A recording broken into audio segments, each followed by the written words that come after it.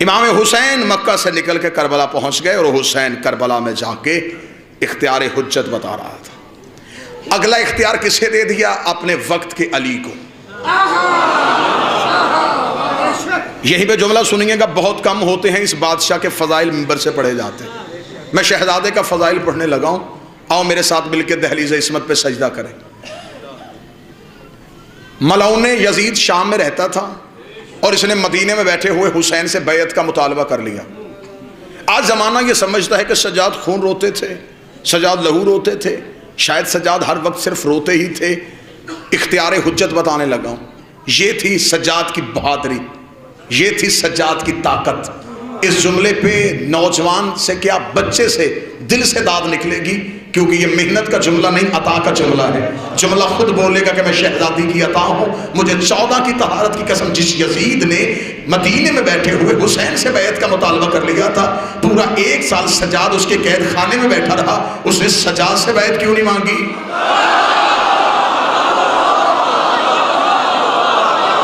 اسے امام کی بیعت چاہیے تھی نا، تو وہ سجاد سے بھی مانگتا، اسے سجاد سے کیوں نہیں مانگی؟ مجھے معاف کیجئے گا، کڑی سجاد کے ہاتھ میں نہیں، امت کے ہاتھ میں تھی۔ قیدی امامت نہیں تھی، امت تھی۔ جتنی دیر میرا بادشاہ قید خانے میں بیٹھا رہا، یزید 1 رات بھی نہیں سو سکا، بے چین کر دیا سجاد نے اسے۔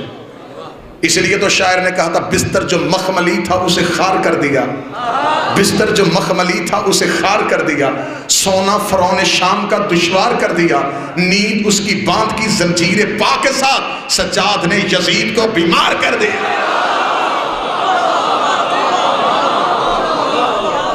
جتنی دیر سجاد قید خانے میں رہے، سجاد نے طاقت امامت بتائی۔ سجاد نے کہا ہمارے اندر آج بھی اتنی ہی طاقت۔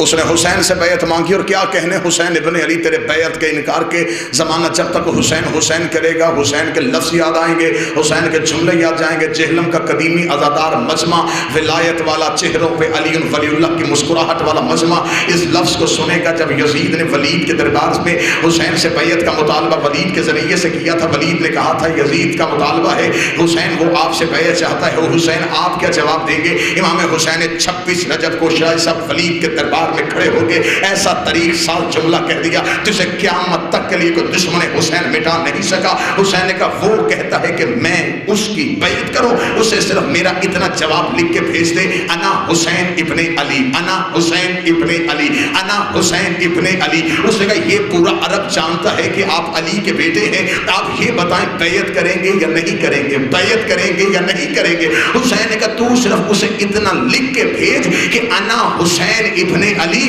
اگلی بات وہ خود سمجھ جائے گا کہ میں علی کا بیٹا ہوں، میں علی کا بیٹا ہوں، میں علی کا بیٹا ہوں۔ جب میرا باپ اس جیسے کی نہیں کرتا، میں اس جیسے کی کیسے؟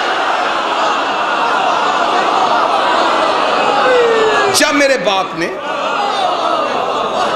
اس جیسے کی نہیں کی، میں اس جیسے کی کیسے کروں؟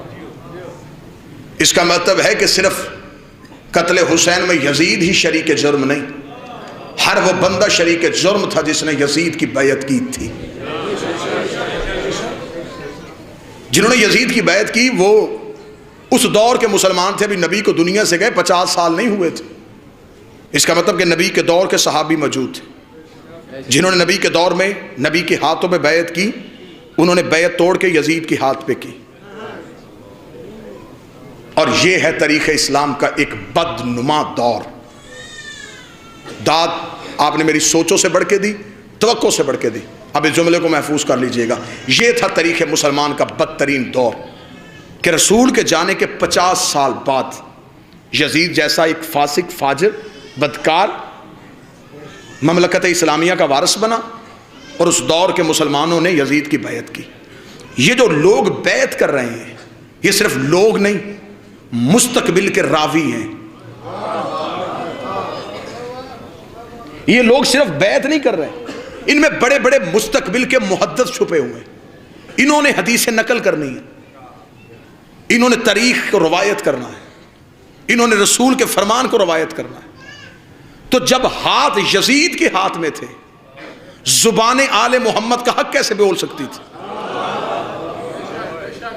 پھر اس دور میں جو تاریخ بنی، آج کے مسلمان نے اسے مستند اس لیے سمجھا کہ یہ نبی کے فوراً بعد بنی تھی، جبکہ نبی کے فوراً بعد یزید کے ہاتھ پہ بیعت ہو گئی تھی۔ اور یہ فقہ اور شریعت کا قانون ہے، جب کوئی مسلمان کسی فاسق کے ہاتھ پہ بیعت کرے تو وہ دائرہ اسلام سے نکل جاتا ہے۔ پھر مجھے معاف کیجئے گا، یزید کے دور میں جن مسلمانوں نے یزید کی بیعت کی، اب ان کا اسلام سے قرآن کے مطابق کوئی تعلق نہیں رہا۔ پھر اس کا مطلب کہ حسین کو مسلمانوں نے نہیں مارا، مسلمانوں نے نہیں مارا، کافروں نے مارا۔ اور یہ تھا اختیار حجت کہ شریعت کا اور قرآن کا مسئلہ ہے کہ جب کوئی مسلمان کسی فاسق کے ہاتھ پہ بیعت کرے وہ دائرہ اسلام سے نکل جاتا ہے۔ اب اگر وہ دوبارہ مسلمان ہونا چاہے اور کوئی حجت موجود ہو، اسے اس کے پاس آنا پڑے گا، اس کے ہاتھ پہ دوبارہ بیعت کرنی پڑے گی، جس کے لیے کہا جاتا ہے نص ہے تجدید بیعت، بیعت کا پلٹ کے واپس آنا، بیعت کا دوبارہ قائم ہونا۔ وہ دوبارہ معصوم کے ہاتھ پہ بیعت کرے گا۔ یہ تھی حسین کی جنگ کہ لوگوں نے یزید کے ہاتھ پہ بیعت کی، اس کا مطلب نبی والی بیعت ٹوٹ گئی، علی والی بیعت ٹوٹ گئی، حسن والی بیعت ٹوٹ گئی، لوگ دوبارہ زمانہ جاہلیت میں چلے گئے۔ حسین اپنے 72 لے کے کربلا سو گیا، اگلی حجت 1 سال کے لیے قید خانے میں بیٹھی رہی۔ اب مجھے طریقہ مورخ بتائے کہ وہ پورا 1 سال امت کافر رہی ہے یا مسلمان رہی؟ اس 1 سال میں امت کہاں تھی؟ حالت کفر میں تھی یا حالت اسلام میں تھی؟ اس کا مطلب ہے یہ جو امام قید خانے میں تھا، امام قید نہیں تھا، امت قید تھی۔ نقلی بیعت کے دعوے داروں کے چہرے سے حسین اور حسین کے بیٹوں نے نقاب اتار دیے۔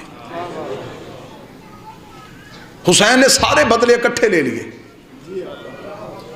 ذرا جنگ تو سنو حسین ابن علی کی، کبھی یوں حملہ بھی سنو حسین ابن علی کا۔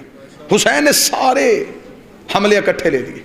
یزید کے پاس آج طریقہ مورخ یہ کہتا ہے کہ یزید غلط تھا، حسین صحیح تھا۔ سارے کہتے ہیں، آپ تائید فرمائیں گے، میں نتیجہ دے کے چھوڑ، یزید غلط تھا، حسین صحیح تھا۔ کیوں یزید غلط تھا؟ نہیں جی یزید کی خلافت غلط تھی۔ آئے مولوی میری آنکھوں میں آنکھیں ڈالے، وہ اپنی کتابوں لائے اور مجھے اپنی کتاب اور قوانین شریعت کے مطابق یزید کی خلافت کو غلط ثابت کر کے دکھائے۔ تمہارے پاس جتنے خلافت کے اصول تھے وہ سارے یزید کے پاس تھے۔ مسلمانوں کے ہاں خلافت کا پہلا اصول ہے کہ امت اکٹھی ہو کے کسی کو خلیفہ بنائے تو وہ ہوتا ہے۔ یزید کے پاس یہ تھا۔ پڑھے لکھے احباب تشریف فرمائیں، اجماع امت یزید کے پاس تھا، اجماع ہو گیا تھا امت کا۔ دوسرا خلافت کا قانون یہ تھا کہ پہلا دوسرے کو نامزد کر دے تو وہ بھی خلیفہ ہوتا ہے۔ یزید کے پاس یہ اصول بھی تھا، اسے اس کے باپ نے نامزد کیا تھا۔ خلافت کا تیسرا اصول تھا کمیٹی بن کے فیصلہ کرے اور کسی ایک کو چن لے، یزید کے پاس یہ بھی تھا۔ اس کا مطلب ہے کہ یزید کے پاس تو خلافت کے سارے قانون تھے، پھر یزید غلط کیسے، حسین صحیح کیسے؟ پھر تمہیں ماننا پڑے گا حسین صرف صحیح اور یزید صرف غلط نہیں، تمہیں ماننا پڑے گا حسین صحیح تھا، اجماع امت غلط تھا، حسین صحیح تھے، استخلاف غلط تھا، حسین صحیح تھے، شورا غلط تھی، تمہیں ماننا پڑے گا غدیر صحیح تھا، سقیفہ غلط،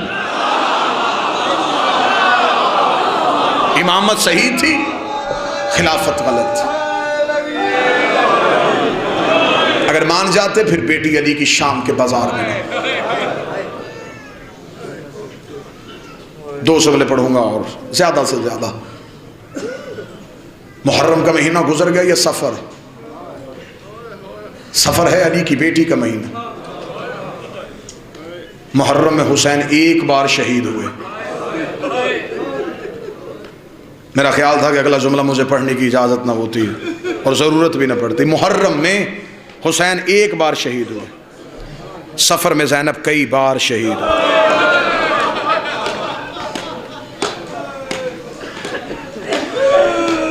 میں نے بات شروع کی ہے سید الساجدین کی، تو جو جملے اسی بادشاہ کے پڑھوں۔ کوئی شیعہ نوجوان یہ نہ سمجھے کہ سجاد کمزوری کی وجہ سے لہو روتے تھے۔ عباس جتنا قد تھا سجاد کا، جوان تھا حسین کا بیٹا۔ مدینے کے لوگ روایت کرتے کہ مدینے میں جب حسین گھر سے نکلتے تو اکیلے نہیں آتے تھے، حسین کے دائیں عباس ہوتے تھے، بائیں سجاد ہوتے تھے۔ مدینے کے لوگ کہتے ہم پہچان ہی نہیں سکتے تھے ان میں عباس کون ہے سجاد کون ہے۔ برابر کا قد تھا چچا اور بھتیجے کا۔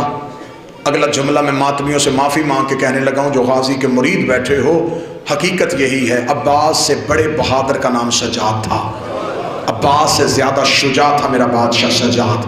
کوئی بندہ یہ نہ کہے کہ ہم نے تو ساری زندگی یہ سنا کہ ہاشمیوں میں سب سے بہادر غازی تھے، عباس سے زیادہ بہادر تھا سجاد۔ اگر کسی سید کا دل نہ دکھے تو میں دلیل دوں، اگر سجاد کی جگہ عباس ہوتے تو پہلے ہی موڑ پہ مر جاتے۔ یہ تو طاقت امام تھی، سجاد ہر موڑ پہ زندہ رہا ہے۔